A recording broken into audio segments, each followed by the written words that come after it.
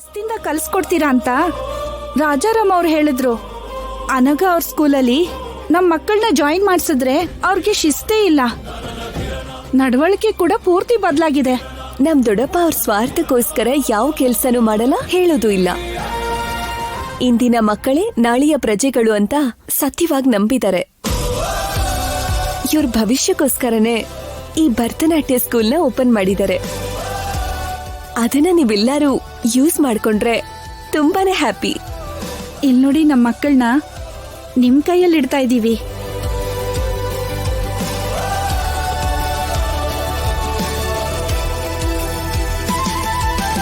ನಿನ್ಗೂ ಕಲಿಸ್ತೀನಿ, ಶ್ರದ್ಧೆಯಿಂದ ಕಲಿಬೇಕು. ನೋಡಿ, ನಾಳೆಯಿಂದ ಈ ತರ ಬಟ್ಟೆನ ಯಾರು ಹಾಕೊಂಡ್ ಬರ್ಬಾರ್ದು. ಸರಿ ಅಕ್ಕ. ಅಕ್ಕ, ಹರ್ಷಿತಾನ್ ಕರ್ಕೊಂಡ್ ಬಂದಿದ್ದೀನಿ.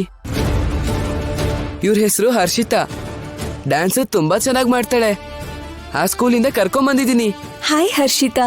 ಹಾಯ್ ಅಕ್ಕ.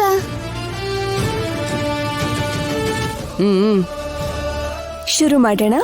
ಸರಿ ಮಕ್ಳ, ನಾವು ಕಲ್ತ್ಕೋತಾ ಇರೋದು ಬರೀ ಡ್ಯಾನ್ಸ್ ಮಾತ್ರ ಅಲ್ಲ, ಒಂದು ಸಂಪ್ರದಾಯ. ನಾಟ್ಯ ಅನ್ನೋದು ಶರೀರಕ್ಕೆ ಸಂಬಂಧಪಟ್ಟಿದ್ದಲ್ಲ, ಮನ್ಸಲ್ಲಿರೋ ಭಾವನೆನ ದೇವ್ರಿಗೆ ಸಮರ್ಪಣೆ ಮಾಡೋದು. ನಮ್ ನಾಟ್ಯ ನಟರಾಜಸ್ವಾಮಿಗೆ ಅನುಬಂಧ ಇದೆ. ಅವ್ರು ಮಾಡಿರೋ ತಾಂಡವನೇ ಈ ಸೃಷ್ಟಿಗೆ ಮೂಲವಾಗಿದೆ. ನಮ್ಮ ಪ್ರತಿ ತಾಳವನ್ನ ಅವ್ರಿಗೆ ಮಾಡ್ತಾ ಇರೋ ಒಂದ್ ನಮಸ್ಕಾರವಾಗಿದೆ. ನಾವು ಶುರು ಮಾಡೋಕ್ಕೂ ಮುಂಚೆ ನಾವು 3 ವಿಷಯ ನೆನ್ಪಿಟ್ಕೋಬೇಕು. ಮೊದಲನೇದು, ಭೂಮಿಗೆ ನಮಸ್ಕಾರ ಮಾಡೋದು. ನಮ್ ಕಾಲಿಂದ ನೆಲಕ್ಕೆ ಒದಿತಾ ಇದೀವಿ, ಅದಕ್ಕೆ. ಮೊದಲನೇದಾಗಿ ಭೂತಾಯಿಗೆ ಕ್ಷಮಾಪಣೆ ಕೇಳ್ಬೇಕು. ಮುಂದೆ 2ನೇ ವಿಷಯ, ಗುರುಗೆ ನಮಸ್ಕಾರ ಮಾಡ್ಕೋಬೇಕು. ನಮಗ್ ಕಣ್ ತೆರೆಸ್ತಾ ಇರೋಂತ ಗುರು ನಮ್ ಜೀವನನೇ ಬದಲಾಯಿಸಕ್ ಹೊರಟಿದ್ದಾರೆ, ಅದಕ್ಕೆ ಅವ್ರ ಕಾಲ್ಗೆ ನಮಸ್ಕಾರ ಮಾಡ್ಬೇಕು. ಇನ್ನು 3ನೇ ವಿಷಯ, ವೇದಿಕೆಗೆ ನಮಸ್ಕಾರ. ನಾವ್ ಮಾಡೋ ನಾಟ್ಯ ನೋಡೋರ್ಗೆ ಗೌರವ ಕೊಡ್ಬೇಕು. ಅದೇ ನಿಜವಾದ ಕಲೆಗಾರನ ಲಕ್ಷಣ.